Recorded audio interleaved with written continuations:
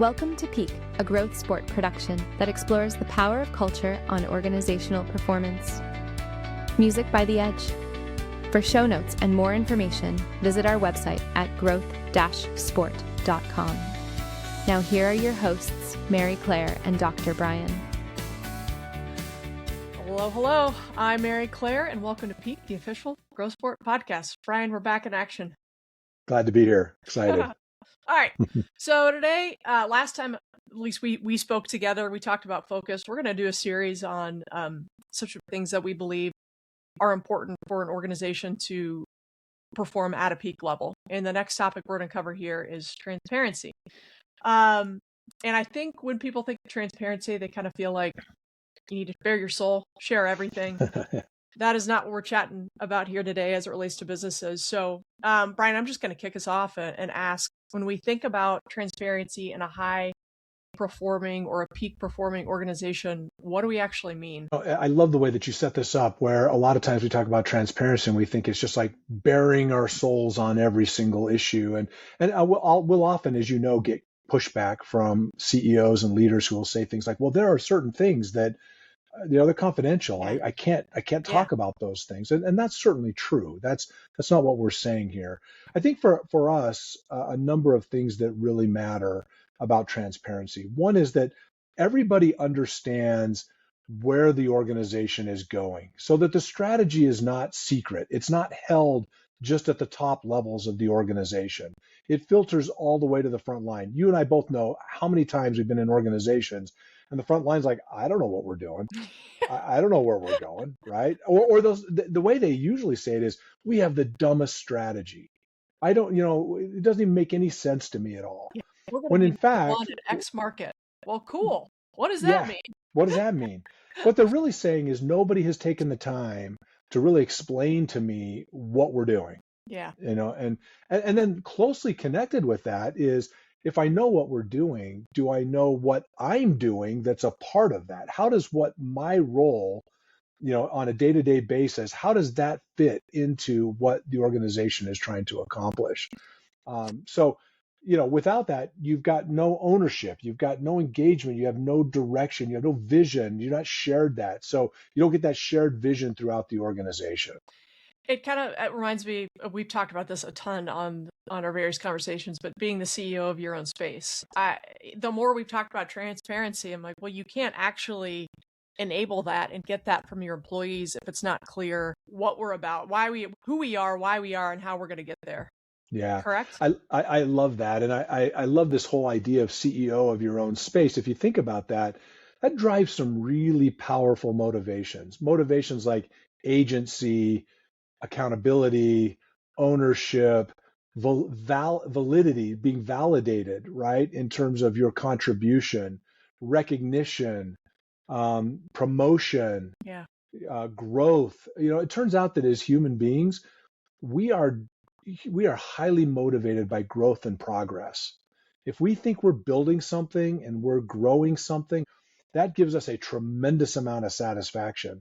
And satisfaction drives engagement, which you get a virtuous cycle. So transparency becomes critical for us to even engage in that effort to be a part of what's going on. You know what I feel like we see often is when there's that lack of transparency, I feel like we often engage with teams that have really great people. People's not the problem. And so it's people that care and people that want to do a good job. So they're going to keep moving and they're going to run. Yeah. But there's going to be a point, and I'm facing this with a group right now, where they're like, to what end am I doing this? Because it feels like I'm giving it my all, but we aren't going anywhere or going anywhere fast enough because there's not that clarity, which clarity is very key in transparency. They come with each other. When you have transparency, you get clarity, again, on where we're headed, why we're doing that, why that's important, or why that's the right decision, and how we're going to get there. And then I know, like as you were just saying, then I know my role in helping us get there. I'm running. I just want to be clear on why I'm headed this way and if it's the right way.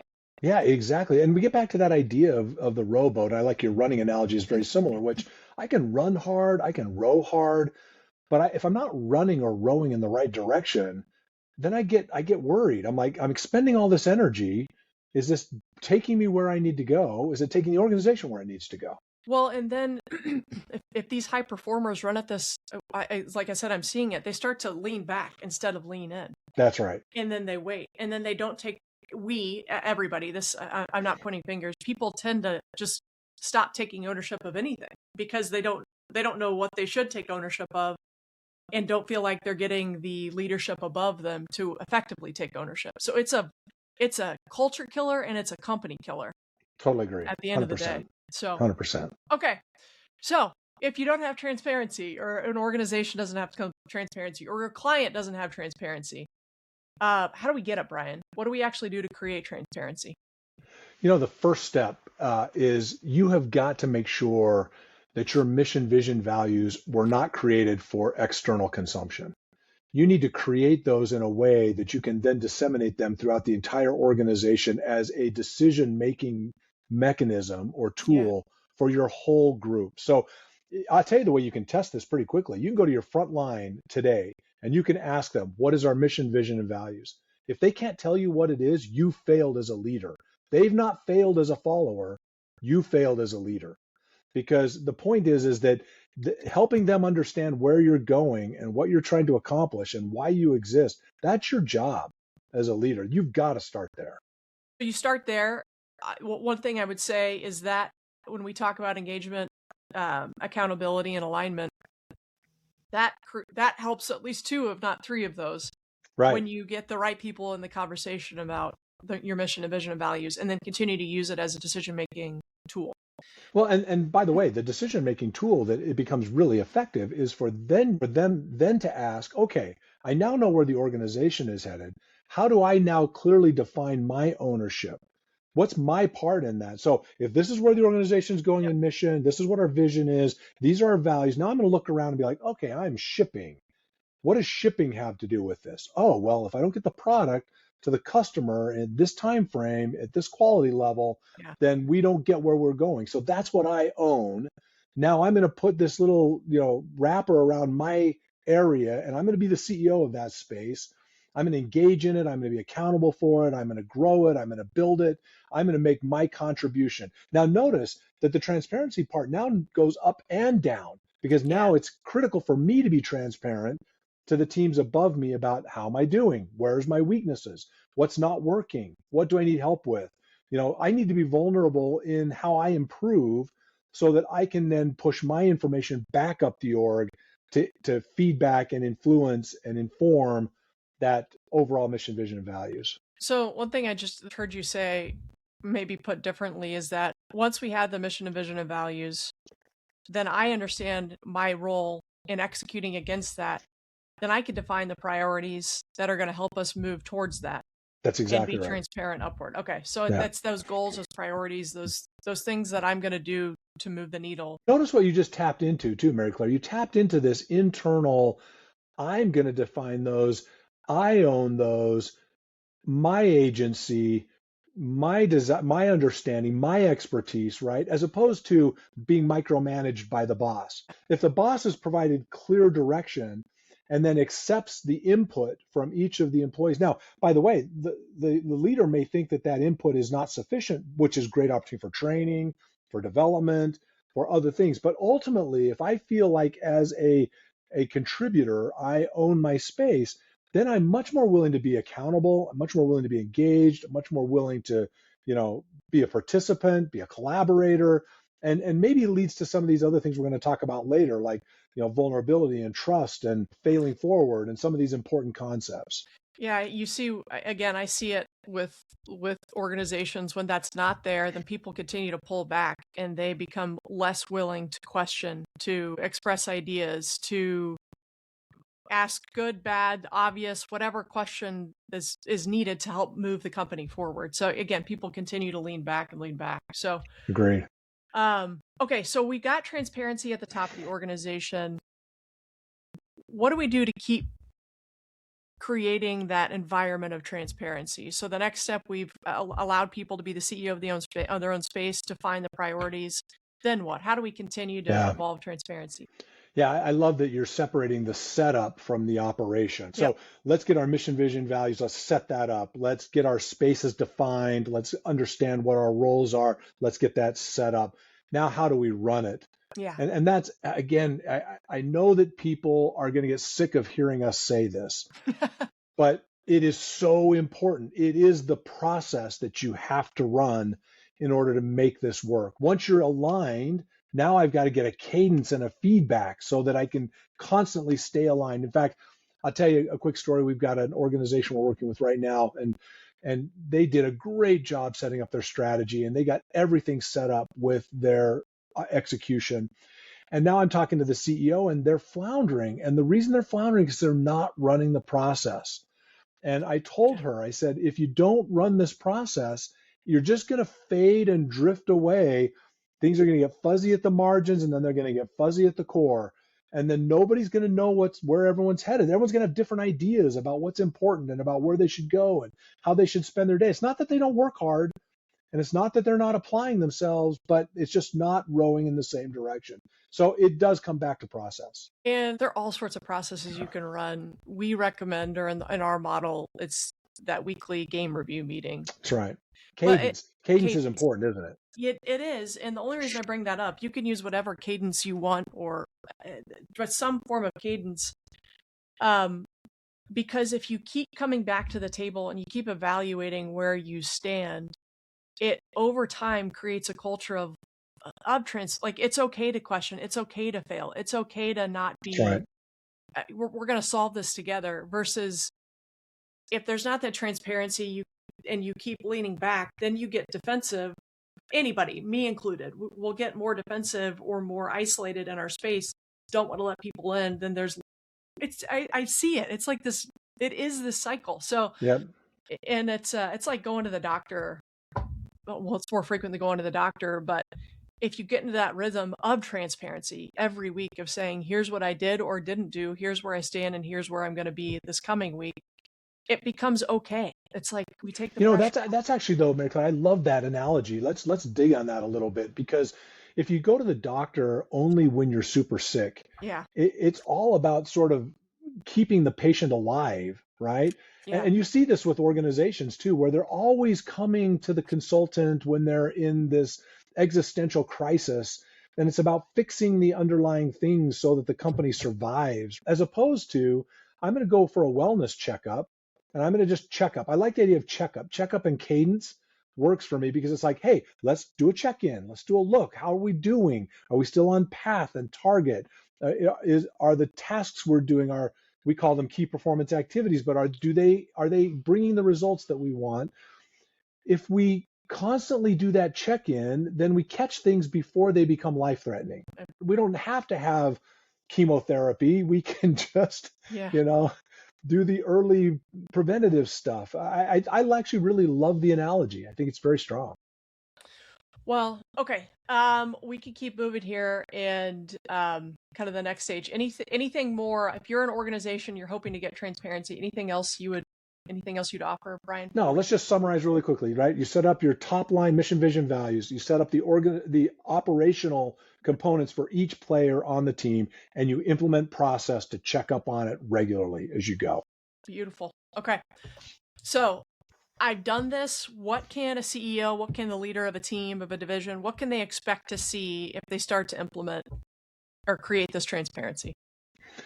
So I think that there's a couple of things you're going to see pretty quickly. You're going to see engagement really go up. People, we are wired to own our space and to be responsible for it. We want to be important. We want to matter.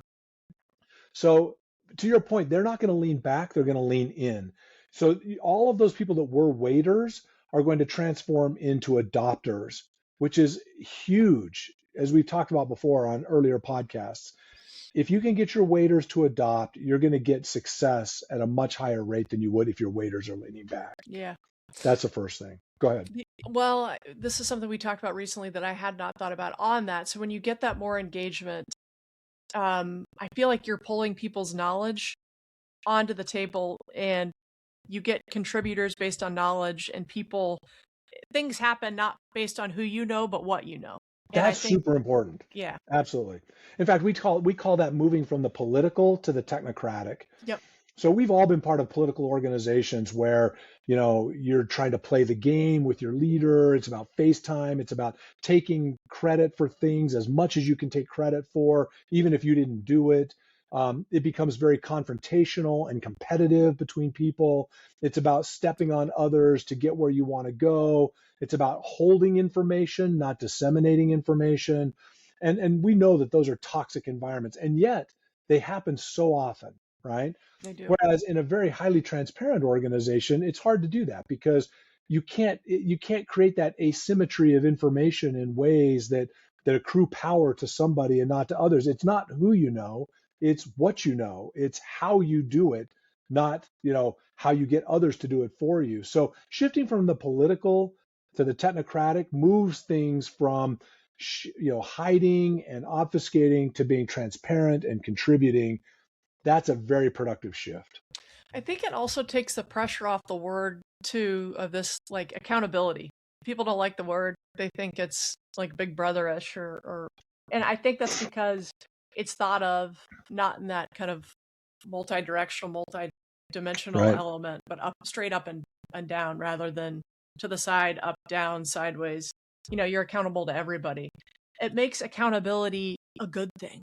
And something you actually want. Yeah, exactly. If I'm a performer, I want to be recognized for my contribution because everybody knows it's mine.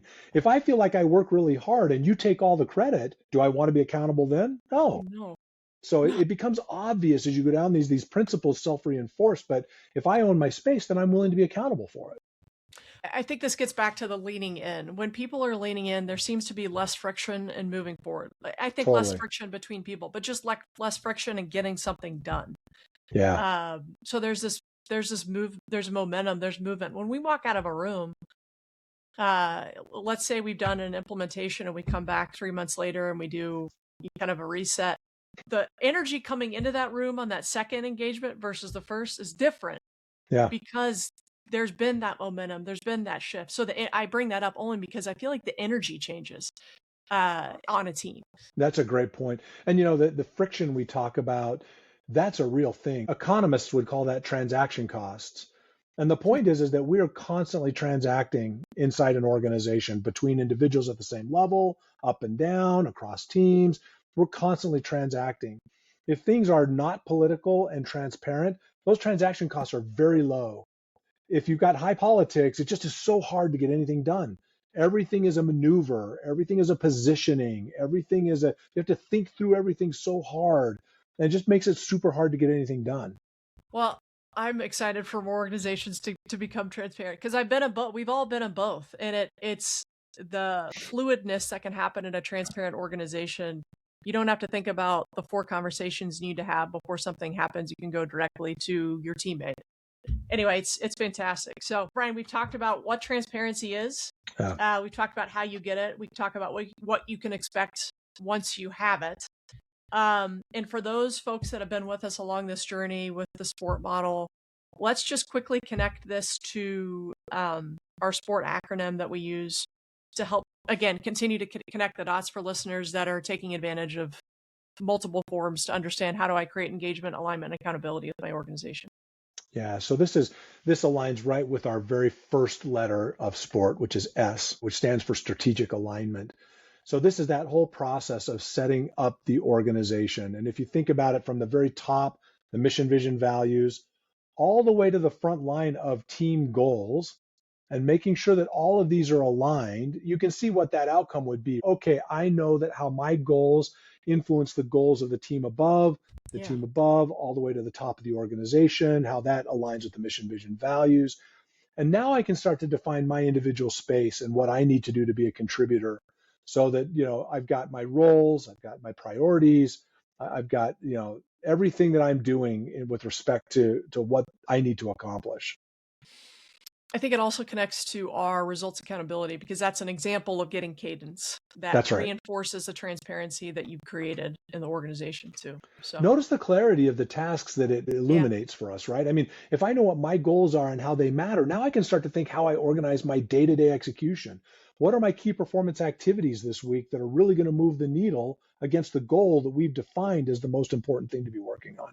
And then when I see that we've committed to that and keep moving, that builds trust. And the more trust there is, the more transparent people and organizations become. It's self-fulfilling prophecy. Is that Yeah, you know what? We can't say this enough. You are either in a self-reinforcing positive cycle or a self-reinforcing negative cycle. It's a vicious or a virtuous cycle. No organization is ever static. You're either moving up or you're moving down with respect to your culture at any given time. Yeah, that's well said. Well, Brian, thank you. I'm looking forward to the next conversation we have on helping organizations become more peak performing, so to speak. Yep. Okay, for all of those that are interested in learning more, we're happy, Brian or I, or both of us, happy to chat. You can go to www.growth-sport.com. Find us on LinkedIn. Happy to answer any questions or continue to have a conversation to help you create transparency in your organizations. So thanks to all of our listeners. If you enjoyed this podcast, please follow us on Spotify or wherever you get your podcasts. Until next time, we hope your drive for key performance is successful. Talk to you soon. See ya. You've been listening to Peak, a Growth Sport production.